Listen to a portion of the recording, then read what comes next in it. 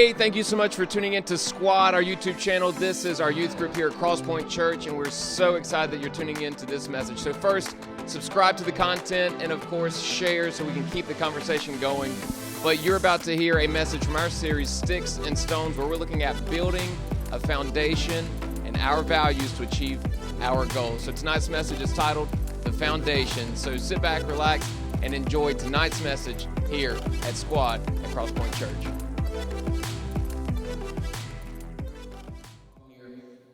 And so we're in a brand new series called Sticks and Stones, and here's what the series is all about. I'm going to tell you. It's about you piecing together parts of your life to fulfill your goal. Because we believe that you need a foundation with values to help your goals come true, the goals that you want. So on the count of three, I just want you to shout out a goal that you have, all right? So think about it. 1, 2, 3. Go to Chapel Hill. That's a good one. Yes, that's a good goal. That is a good goal. But it's great to hear, like, you said something, so you have a goal, so that's why we think this message and this series is going to be important for you, because you may be a rising sixth grader and you don't even know about middle school yet. You're a little nervous. You've watched some movies. Netflix has you all been out of shape on what you're expecting. But you have some goals that you want to achieve, and we want you to get there and to achieve those goals. And better yet, you have a God who wants you to achieve goals, and we want to help align that with His will so you can see those goals come true. Okay, so if you're taking notes, the series is Sticks and Stones, and today's title is The Foundation. All right, so the foundation, write that down in your notes if you're taking notes. And I want to begin by starting with the foundation, because you cannot have a foundation of who you are as a person and what you hope to achieve. You can't have your goal be the foundation, right? I can't say that if I was in middle school or high school and my goal was to go to Chapel Hill, I can't have that be the foundation of my life and me making decisions right now, because it's a goal. And here's what you also need to write down under that. Your goal is a destination, not a foundation. And the reason it's a destination is because goals shift. Goals change. Your opinions may change. Your feelings towards something may change, and that goal that you used to have is a little different, right? So your goal can't be the foundation of your life. It's something you hope to achieve, and it's a desire that you have, and it's a destination you want to get to. So, for example, I went to some basketball games last year, back when school was an actual thing, and sports. But some of you played basketball, so maybe you have a goal to be in the NBA. But that can't be the foundation of your life. First off, you can't start in the NBA, right? So if your goal is to be in the NBA, you're not in the NBA right now. And it's not because you're not good at basketball. It's because you don't get the qualifications necessary right now. So you can't have your goal be the foundation because you can't start there. But here's the other thing. Your goal may change over time. So, for example, you may be like someone who's really good at basketball. You enjoyed the whole Michael Jordan documentary. He also went to Chapel Hill, just a quick side note in case you missed that episode. But you may have a goal going to the NBA, but what happens if you start playing and then a couple years down the road, and I'm not trying to cause this to happen, but let's say that a pandemic happens and your season gets canceled. And now none of the college coaches can come see you play.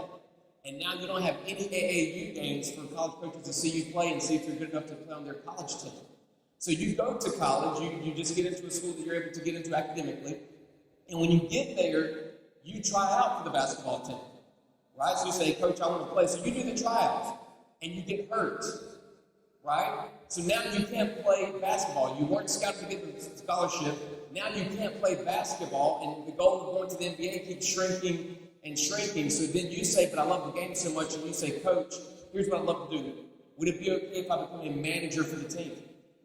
And why you want to do that is because you can study the coach's methods and how he puts together a practice and how he interacts with the players to get them better, understanding the whole strategy behind basketball on a higher level. And then you graduate in 4 or maybe 5 years, I don't know your situation, but you graduate, and then you say, Coach, I enjoyed it so much. Could I be on your staff? And he says, absolutely, come on. And he lets you be an assistant coach on his staff. You enjoyed so much, you learned so much, that you then take a job offer to be a college basketball coach. And then some years go by, and you have a really good record. Let's say that your name is Roy Williams, I don't know. And someone comes to you and says, hey, we are with the Cleveland Cavaliers, and we want a new basketball coach, because that's true. They just need a new basketball They want a basketball coach, and they want you to coach that NBA team. So your dream, your goal of being an NBA player has shifted, but now you're still in the NBA, so it's still got achieved because you were staying rooted in what that goal was, and you did some things along the way to see it happen. So that's the same kind of example. Maybe it's not coaching, maybe it's not playing, maybe it's like scholastics, maybe it's something more along the lines of music, right? But whatever your goal is, I think that this series of the next couple of weeks will help you get there. But again, your goal can't be your foundation, okay? And here's the other reason why I say that is because I had a former basketball player. It was his senior night. I went to a senior night game, and you know they walk them out and say, congratulations to this person, and they say what they're going to do next. They're going to go to this school and major in this and play a sport if they are doing that or not. This guy got to the part where it says his future goals and ambitions and what he's going to do, and he wrote down on that form for the athletic director to read out loud, and it said, get rich or die trying. That was his goal. That's what he wanted to achieve. And I thought, man, we got to have some better goals in life than that. But it's also to set up that if that's what you want to do, it's easy, so to speak, to get rich. You can get rich several ways. And you can die trying several ways. So it's a matter of trying to identify exactly what do we want to achieve, what is your goal, and let's put some things in place, because there's something else you want to write down. I heard this from someone much smarter than me. A goal without a plan is just a wish. A goal without a plan is just a wish. So you can wish to be in the NBA, you can wish to be rich, you can wish to die trying, I don't know. But that is no plan. It means you just do not have a goal, you have a wish. So we want to make sure that you have some goals, okay? So the first thing you need to know, the second thing you need to know about your goal is it has to be a firm foundation. You need to have a firm foundation to achieve that goal, okay? So here's what we're going to do. We're going to turn to the Bible really quickly because Paul actually talks about building. He makes this metaphor, and I think we can apply it to our lives. And I want to give you some direction on how he uses this because he's comparing himself to another guy. So during this time, this city of Corinth was saying, hey, you know what? The stuff that Paul wrote about, Paul started the church in this city for us. He's pretty good. I like him. We had some other people who said, well, Apollos, he hits different, right? The way he lays it down is a lot different. I like Apollos. He's my kind of guy. So they were going back and forth on which of these guys they preferred. And Paul writes him a letter and says, you're missing the point. It's not about either one of us. It's about God. Don't think you have to choose and pick which one of us you like or don't like or who's better. That's not what it's about. It's about you building your faith. Okay? And so that's where we're going to pick up in chapter 3 of 1 Corinthians, and we're just going to read a couple of verses. So verse 10 is going to be on the screen for you if you didn't bring a Bible or not. But I want us to answer this question right here. What are you building on? Okay? That's the question that we're going to answer at the end of the night. What are you building on? So here's the verse 10. Paul wrote, by the grace God has given me, I laid a foundation as a wise builder. So if I'm going to build something and I want to be smart about it, I need a foundation. And he goes on, and someone else is building on it. So he's saying, I laid a foundation, and this Apollos guy that you guys like, he's just building on what I already laid as a foundation. And he goes on, but each one should build with care. So whoever's going to build after me and after Apollos and whoever else comes next, you have to do it carefully. In verse 11, and we'll take a break. For no one can lay any foundation other than the one already laid, which is Jesus Christ. And what he's saying there is that you can't have two foundations on top of each other. When you're trying to build something, you can't say, hey, Josh, this is what I stand for. This is who I am. And yes, also I'm this and this and this and this, right? I'm an NBA future all-star. That's not how it works. You have to have one foundation that you build off of. So for the sake of tonight, and really for this entire series, I want this to represent our foundation. So this bucket, right, NBA, get buckets, there you go. This bucket is full of rocks, and it'll make more sense as the series goes on. But each one is full of rocks because my foundation needs to be firm. I don't want to build something so important as my goals and what I hope to achieve in my life on something that's soft, on something that shifts. I don't want it to be on sand. I don't want it to be on anything that's going to give. So my foundation has to be on something that is solid and long-lasting. So, for example, my foundation is not going to be reliant upon a person. I can't have my foundation as a person. So, for example, ladies, it can't be the guy that you're dating or that you want to date. Because he may change really quickly, right? There may be, so it can't be on the person I'm dating or I want to date. My foundation can't be on my popularity because it will change. One minute you'll have everyone liking your posts and joining all the content that you put out there, but then if you say something, they misinterpret it, or you stand up for something you believe in, and they don't like that, then you lose all of that. But that was your popularity and your identity and your foundation, and now it's gone. It shifts. It can't be on opinions because opinions shift. It can't be on people because people change and it shifts. That can't be my foundation. It's got to be something that is rock solid that I can build on. Why? Because my goals are important. So Paul is teaching them, hey, if you're going to build something important, it needs a firm foundation. And Jesus Christ is that foundation. Now, he's talking to them about building an actual building in the church, and he's making a comparison. Later on, he says, hey, when it comes to building, you need to realize that you're a temple, that God is in you, and you are a building. So that's why I want to apply it to your life. So if I'm building something, I need to have a foundation of God. Why? Because God doesn't change. I'm going to prove it to you. No matter where you are in your faith right now, we're going to ask you one question, and we're going to think through this, and you're like, dang, he's got a good point, okay? So I want you to think, all right, we need a foundation that doesn't change. Name something that has not changed in 2,000 years. I'll wait. The way you got here has changed in 2,000 years. I don't think anyone rode their horse and tied it to something out in the parking lot and then walked in. I don't think so, right? I didn't hear any chariot wheels coming up whenever y'all were like coming in here. And whenever I said, or we posted and said, hey guys, squad is going to be at 6, like y'all are here, so you got the message, 6:45, doors open, squad this Wednesday. I don't think you read that in the newspaper. I don't think that you got a courier pigeon sent to your house and said, oh, squad's this week. Things have changed in 2,000 years, but not God. And even beyond that, for forever, God has been the exact same. So you know what? When it comes to my life and my goals, I want to build something that's going to be there, that's going to last. And God has proved himself that he doesn't change. He's not shifting. He's going to be consistent. So I want to make sure I build on something that consistent because your important goals deserve a sustainable foundation. All right? So Paul's talking to him. He said, hey, we're going to build. Let's use this example of building the church. And he doesn't mean an actual building. He's making an example, but they're actually the parts that he's talking about. So it's a comparison. But he goes on in verse 12 and says this. He says, if anyone builds on this foundation using gold, silver, costly stones, so some expensive materials, that's one thing. He goes on. So if you use those expensive things, but then wood, hay, or straw, like you can use these things to build. They would build with all of these elements back then. However much money you had in the budget to build with, you would build with that. Right? And he goes on after that. Their work will be shown for what it is. However you build your life will be shown. Whatever implement you put and say, hey, I want to achieve this goal. So if your goal is to get to the NBA, then you're probably doing some workouts, you're watching some YouTube videos, and you're working on your craft. I don't think you're playing 2K 24/7 and seeing this goal come to fruition, but you're putting in some work. If you want musically to have this goal, that's where you want to end up, that's your destination, then you're putting work into your music, right?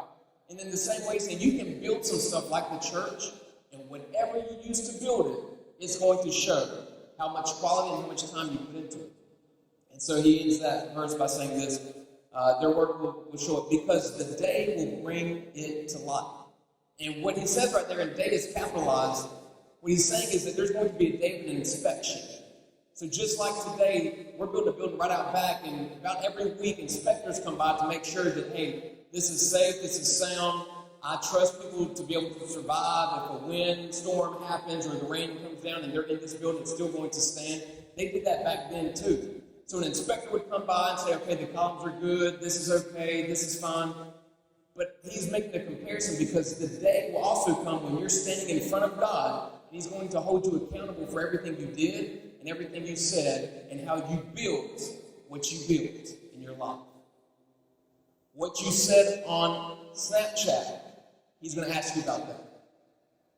What you said when they weren't listening, or you thought they weren't listening, or no one was around, he's going to ask you about that. And we're going to be held accountable for what we have done and what we have said on that day. He's going to kind of inspect us. And so Paul's saying, when you've laid a foundation, you can build with all these different types of materials. You can say a comment on social media and think you got away with it and no one came at you or for you and that it was okay until that day when God says, I want to ask you about that comment. You can think you got away with it until that day when there's an inspection that takes place. And so Paul's saying that you can build and it's going to be inspected. But he goes a bit further. He also says it's going to be tested. So in verse 14, check this out. He says, if what has been built survives, the builder will receive an award. I went too far, my fault. The rest of 13, it will be revealed with fire, and the fire will test the quality of each person's work. And then in verse 14, if what they built survives, the builder will receive an award. So it's going to be tested. Something's going to come against your goal. Whatever you want to achieve, whatever dream and aspiration you have, something's going to come against that and test you. I want you to remember this. You don't have to write it down, but I want you to remember this just in case you have a big dream that you want to fulfill. The devil doesn't have to attack your dream if he can just get you to question your confidence in fulfilling your dream. He doesn't have to take out your dream.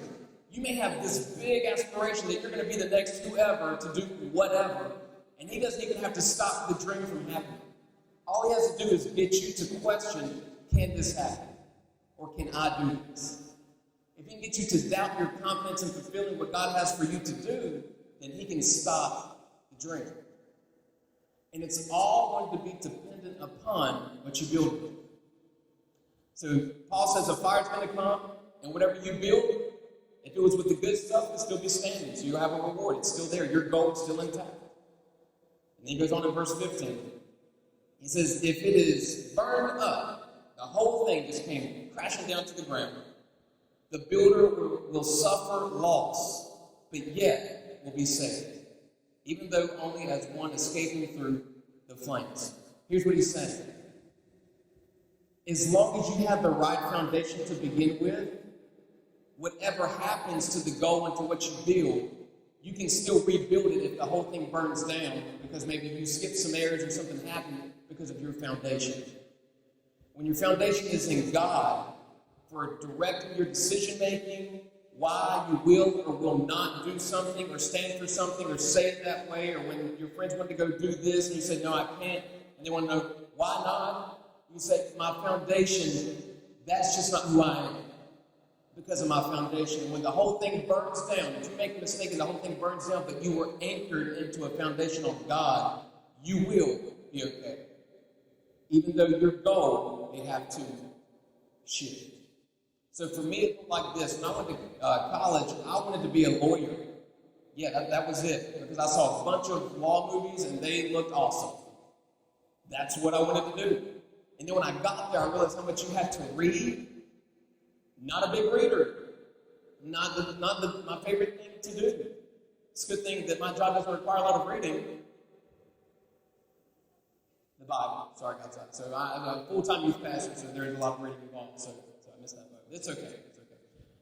Dad jokes. I love it. I actually call it something. But even going further past that, so that changed. I said, you know what? This isn't going to be fun. You can't crack jokes to a judge and get away with it. So then I said, advertising. Advertising's fun, right? Come up with jingles or something. So then my goal shifted to I want to present to companies on how they can reach a target audience that doesn't want to be reached. And then it went from that to teaching students about marketing. And what I found out that I enjoyed teaching this audience of students something that they didn't necessarily want to be taught and trying to reach them with this message. So my goal was still the same, but it just shifted. And then it came to, I want to teach them about God, even if they don't want to hear it or think it applies to them. So now I get to read, which I'm not a big fan of, but I get to read in a way to study how I can deliver a message to you to get it to make sense to you. So the goal just shifted. And so when we look at our foundation, it's got to be rock solid. It has to be something that can sustain my goal and my dream. But Paul said a fire's going to come. and it can take out what you're building. But if you have that foundation, you're going to do it. So what you're building on has to be God-related, God-centered. And I'm going to close with this right here. And this will be the illustration that we use going forward for the rest of this series. This right here is a similar bucket. And I'm going to take the foundation that we just talked about. This is G-O-D. This is God. And I'm going to pour around this white post these rocks. Because, again, I want it on a solid foundation. And inside this bucket is concrete. And I don't have this post at the top of the concrete. I have this post dug deep into the foundation of that concrete. Because if it just sat on top, it could fall. But what this post represents, and I hope that this illustration doesn't fail me now, because I didn't test this part, y'all, so y'all be with me. For the remainder of our time in this series, this white post represents my life values. And what we're going to do as a squad family is give you 4 values to base your life decisions on. So you may think, I don't know what my values are. I don't know, that sounds too heavy. I'm only a writing and sixth grader, Josh. I mean, this is kind of above my reading level. I don't know what to do. We're going to help you with that, okay? We're going to give you 4 values. And for some of you who are a little bit wiser, and that's just a creative way to say that you old, seniors. Y'all old. Your joints are starting to ache because it rained. I'm just kidding. But you're about to go to college, and what you've realized in your lifetime is that there are some decisions you've already made. I'm looking over here because I know the high schoolers are over here, and I see some of my seniors over there. You already know some of the decisions that you have seen come out in your life and the life of people around you. They made some decisions, and it was without God, and it was without their values. And I'm going to take a little bit more time to slow down right here, and I want to let you know this, my wise counselors over there. You need to have a foundation dug deep into God for this reason. You can't keep God at a distance. Let's call it a social distance. All right? I can't keep God, if this is God, I can't keep God and His wise counsel of how I should live my life at a social distance and do what I want to. And then when I make a mistake and I can feel that fire and that tension and things like going wrong that Paul talked about, then come running back and say, God, can you help me? It doesn't work that way. You can't go crawling back to God saying, hey, will you help? Why did you let this happen? When He said, I tried to stop the thing from happening. But you didn't have any foundation on me, like I wasn't your foundation, and you didn't have any values stuck in my teaching. You were trying to do your own thing. You wanted to date whoever you wanted to date. And I tried to tell you, don't do that, girl. Right? I have all these red flags, and I did all these things. I tried to stop that. Yeah, I told you not to go up. Yeah, I told you to do the speed limit. Right? All these things, all these decisions that I tried to tell you, but you didn't have any values to direct and hold up your goal. So, when you have a firm foundation and you have values that are sturdy and in God, it can sustain the weight of your very important goals. I'm thankful to God that this helped. I didn't know if it was going to happen. But when you know what you're building on, you can trust the illustration, praise God. But you can trust what you're building and what your goals are. I don't know what your goals are personally. I don't know what you hope to achieve in the next year, 4 years, 5 years, your lifetime. I don't know what you want to be when you grow up. Maybe you don't either. But you have an opportunity as long as you have a firm foundation of who God is and you're building on that. And you have your values that we're going to go over. Here's what values are. They help you make your decisions on who you are. And then you can measure your success. So that when the devil tries to attack your confidence, you can look at your values and say, no, my values held up. I'm not going to let this happen because of my value. That's one of my values. I'm not going to back down from that. And you can have success. So again, my question is to you, squad. And then we'll close with prayer. What are you building on? Maybe you've never thought about it. Maybe you just whimsically had a goal and a dream, and you just want to get as many points and things on Fortnite that you can. That's it. But for those things that are important to you, those goals of life, dreams, maybe you're looking at your family and you're like, I want better than this. And that's not a shot against your family. It's just you saying, I see what this is, and I want something better. That's a goal. God wants that for you. Now, does God want everything that you want? Now, you've got to run it through this filter of, God, what do you want? You're my foundation. You're my rock. Can I get there? Well, let's talk about your values. And we will do that next week. Don't miss it. If you would bow your head, let's pray together.